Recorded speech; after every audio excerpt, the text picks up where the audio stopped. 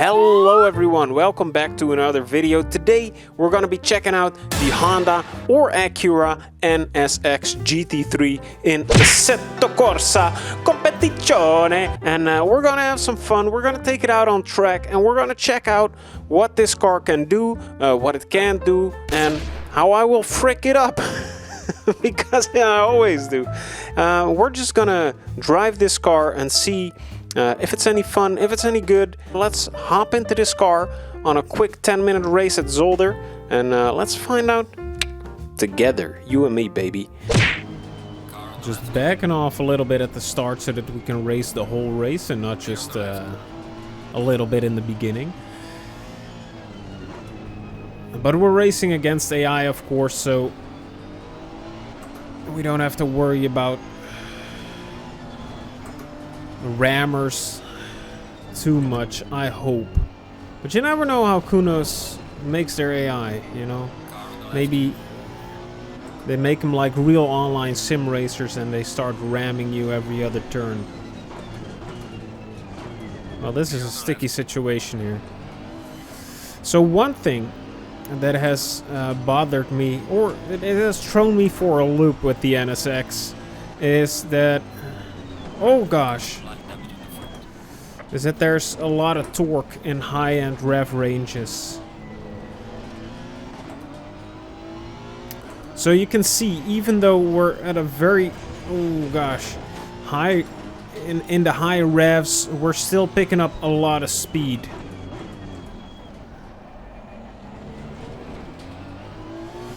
Oh, and that can cause some snap oversteer, even though you're going pretty fast already, which is quite different. It's a quite different feeling than a lot of other cars, something like that, you know. But you'll see it happen a lot more often because I've just done a few practice laps in the NSX, and I haven't been able to really quite get rid of it completely. I know when to expect it a little bit, that oversteer, but sometimes it still throws me for a little surprise, you know. But that's quite mad about this car, that in those high rev ranges,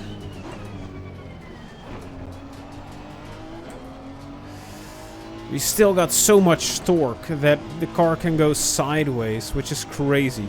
And especially on a circuit like Zolder, where you're quite often in a turn, it can really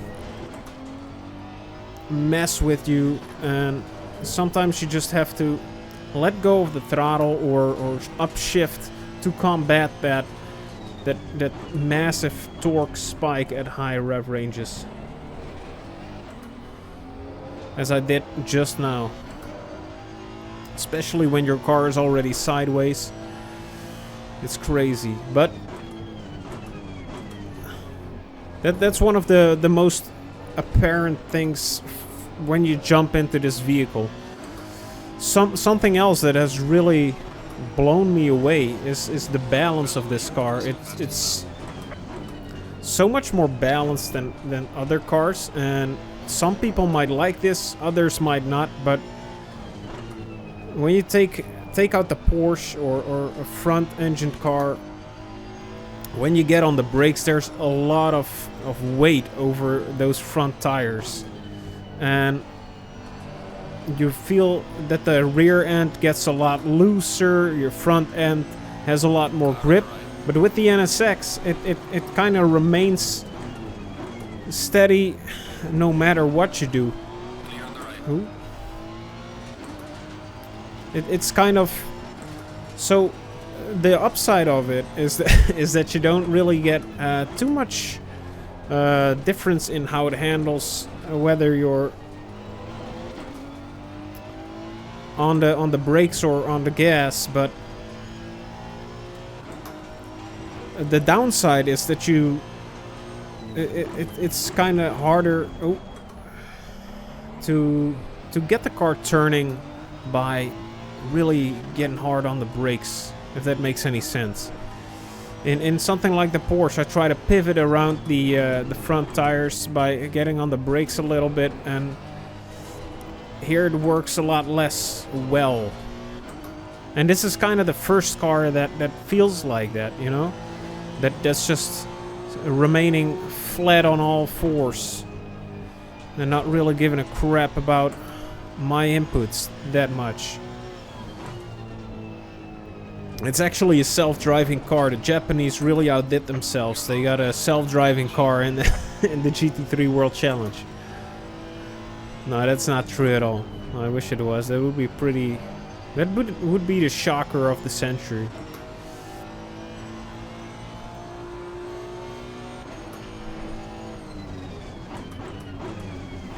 But yeah, it keeps up with the best of them. Some patches ago, some updates ago, I felt like the NSX was really falling behind and couldn't keep up with the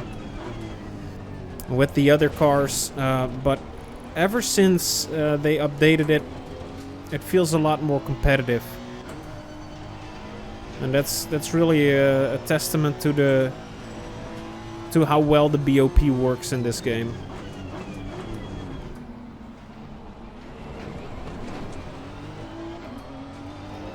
Alright, we're getting into the 131s here at Zolder, so that's good.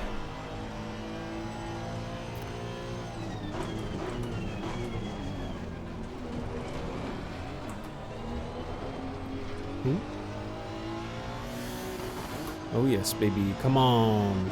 So yeah, I quite like the different drive you get from the NSX. It feels quite different from the other cars. And I mean, every car in ACC has its own feel, but if you bunch all the other cars up, the NSX would still feel different to drive, you know? Ooh. Didn't quite know if I was gonna catch a little tail feather there, but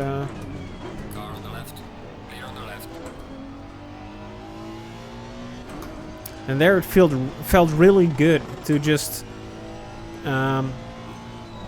upshift and get ahead of that oversteer that you, after a while, you can't really anticipate it. So that's quite nice. Come on, baby, come on. We're fifth. We can overtake the Porsche still.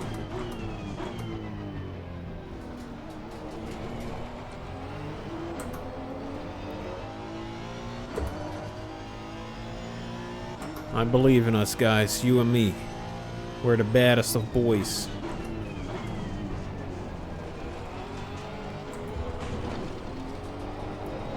No, no, no, you son of a... Well... So yeah, that's the oversteer I'm talking about. So the Honda NSX. It's a car with a lot of potential. It's quite fast, it's quite nimble, it's very steady as well. The load changes, the weight doesn't shift around too much. So if that's your type of, your cup of tea, go ahead and drink that stuff. But I'm having a lot of trouble with that snap oversteer on high rev ranges with just a ton of torque there. That's crazy. So the Honda NSX, it's not really a car for beginners, I would say. It's more of a car for people who want to drive something completely different from normal GT3 cars. So if that's something you might be interested in, give this old goat a try. Anyway, I hope you liked today's video, and I want to give a special shout out to my big and beautiful bad boys, Arthur Cabral, JP Kelly, Noisy Cricket, and Volker Pfeiffer. Thank you guys so much for being members, and heck yeah, you guys are awesome. The rest of you as well, please subscribe and all that stuff. It helps out with stuff. Come on, do it! Do it now! You son of a bitch! That's Arnold from The Predator. Anyway, I hope you have a wonderful day, and I hope to see you, each and every one of you beautiful baby boys and girls, in the next video. I love you guys.